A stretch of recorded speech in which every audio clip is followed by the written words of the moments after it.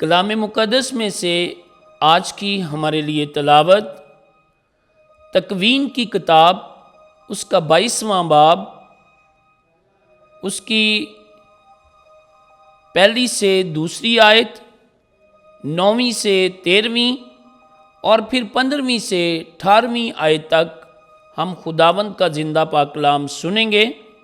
ان باتوں کے بعد خدا نے ابراہیم کو آزمایا اور اس سے کہا، اے ابراہیم۔ اس نے جواب میں کہا، میں حاضر ہوں۔ اس نے اس سے کہا، تو اپنے اکلوتے بیٹے اسحاق کو جسے تو پیار کرتا ہے لے اور موریا کی سرزمین میں جا اور اسے وہاں پہاڑوں میں سے ایک پر جو میں تجھے دکھاؤں گا سوختنی قربانی کے لیے چڑھا۔ اور جب وہ اس مقام پر جو خدا نے اسے دکھایا تھا پہنچے، اس نے وہاں ایک قربان گاہ بنائی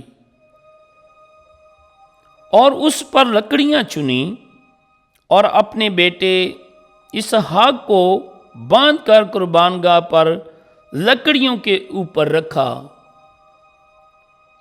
اور اس نے اپنا ہاتھ بڑھا کر چھری پکڑ لی کہ اپنے بیٹے کو ذبح کرے۔ اور خدا کے فرشتے نے آسمان سے پکار کر اس سے کہا، اے ابراہیم، اے ابراہیم۔ وہ بولا، میں حاضر ہوں۔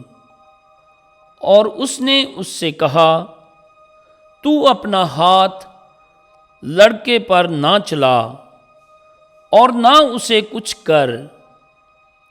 اب میں نے دیکھا کہ تو خدا سے ڈرتا ہے، کیونکہ تو نے اپنے اکلوتے بیٹے کو مجھ سے دریغ نہ رکھا۔